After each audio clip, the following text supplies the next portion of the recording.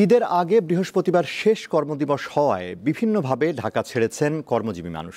যাত্রীচাপ সামলাতে 5 জোড়া বিশেষ ট্রেন চালু করেছে রেলওয়ে। সড়কপথেও দেখা গেছে যাত্রীচাপ।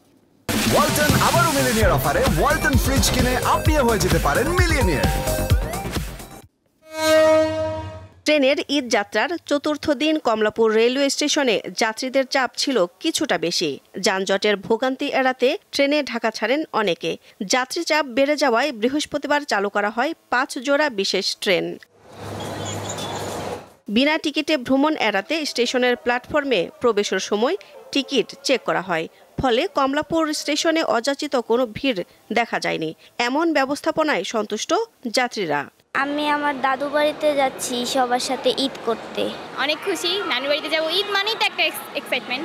আমরা বাড়িতে যাব, সবার লাগে ঈদ করব, অনেক মজা করব। সবকিছু সুন্দর সাবলীল, কোনো হ্যারাসমেন্ট এখানে নেই। এই বছর মনে হচ্ছে যে ট্রেনের শিডিউল মিসিংটা মানে ওইভাবে হচ্ছে না। আগের যে ঝামেলা ছিল ব্ল্যাকার বা অন্যান্য যে প্রবলেম ছিল স্টেশনের, এগুলি আর এখন হচ্ছে না। স্টেশন ম্যানেজার জানান, সব ট্রেনই সময় মতো স্টেশন ছাড়ছে। বৃহস্পতিবার ঢাকা ছাড়ে 70টি ট্রেন।